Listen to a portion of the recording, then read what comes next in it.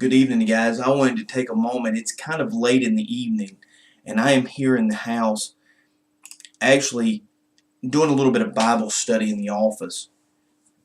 And I just wanted to take a moment and tell you about what God is saying to me tonight. He actually started saying it to me last night as I've been going and poring over some of the scriptures. As most of you know, if you follow any of the stuff that I put out there, I've been bouncing back and forth between John and 1 Samuel. And in 1 Samuel tonight, I think there's something that I really need to get out there because it's a point that God has really been driving home with me. I want to come to you from 1 Samuel.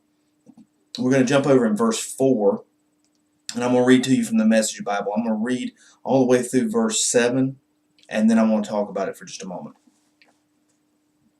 Samuel did what God told him. When he arrived in Bethlehem, the town fathers greeted him, but apprehensively. "Is there something wrong?" "Nothing's wrong. I've come to sacrifice this heifer and lead you in the worship of God. Prepare yourselves, be consecrated, and join me in worship." He made sure Jesse and his sons were also consecrated and called to worship. When they arrived, Samuel took one look at Eliab and thought, "Here is God's anointed." But God told Samuel, "Looks aren't everything. Don't be impressed with looks and stature. I've already eliminated him." God judges persons differently than humans do. Men and women look at the face. God looks at the heart. Guys, that's some stuff that the reason I think it resonates so much with me right now is that God has really been dealing with me about what churches do that really remove diversity. I don't look like you. You're probably grateful. You don't look like me. I am sure you're grateful for that. We're not the same size. We're not the same shape. We're probably not the same color. We're definitely not the same height because 90% of everybody's taller than me. I'm most definitely fatter than you, unless you just have the same problems like me and you love Doritos. But we don't listen to the same music. We most likely don't like the same foods.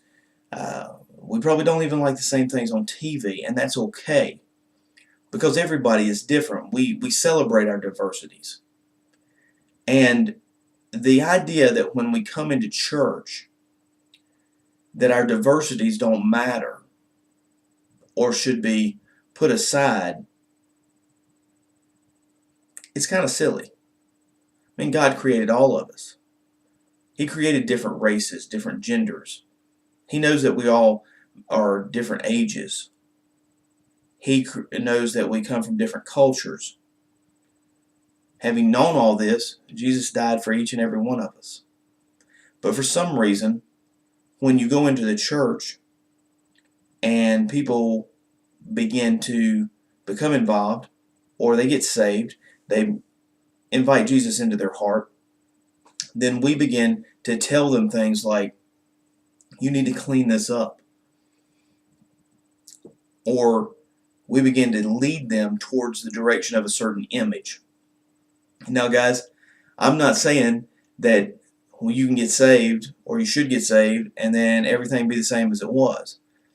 That's not what I'm saying. Hear my heart on this. Understand.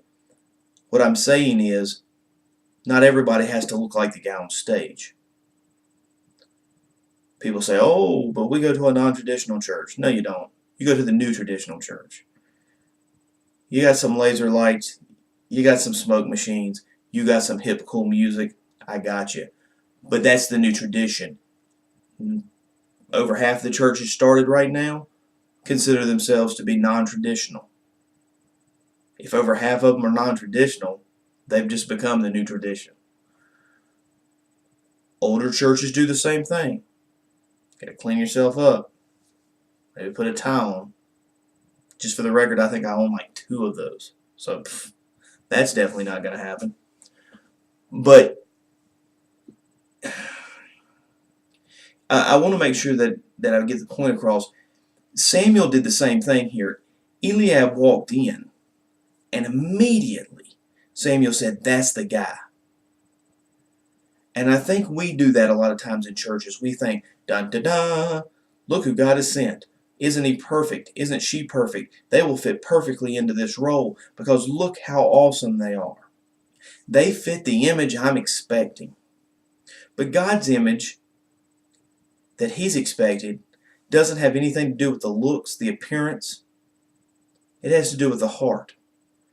And that guy that shows up looking like he might be homeless, smelling like he could use a shower because he just came off the roof of a house where he's been slinging a hammer for 10 hours, spent 8 of those hours praying to God, and God has worked something up in his spirit that could touch your life if you can get past who brings the word. I think we want a certain amount of spit and polish. We want our people on stage to have a certain image, whether it's a traditional, an older traditional, or the new traditional, or whether we take pride in the fact that we're absolutely non-traditional in how we present ourselves. There's an image. I'm begging people to begin to understand with me that God created us each in uniqueness. Some short, some tall, some big, some small. This color and that. This education level and that. This passion and that. God needs men and women of all ages, races, cultures, education types, skills, and job backgrounds to be godly men and women who can carry God's anointing. Because what God was looking for was not a new face. He was looking for a new heart. Because Saul stood head above everybody else. He was a big man. He had the stature of a king. But David had the heart. And David had learned to rely on God through his circumstances, his upbringing, his culture, through his time alone. He had learned to rely on God when he didn't have anybody else. And that prepared his heart. Guys, as we come into times when we get the opportunity to either share or receive, we've got to remove our personal preconceived notion of what someone should look like, or sound like, or speak like, and listen to what God has put on their heart. Because I honestly believe if John the Baptist showed up today, we probably wouldn't let him into even our non-traditional churches. Guys, I always say this. I'm going to say it again. Until we get a chance to meet, until I get a chance to talk to you again, may God bless you and keep you. Thank you.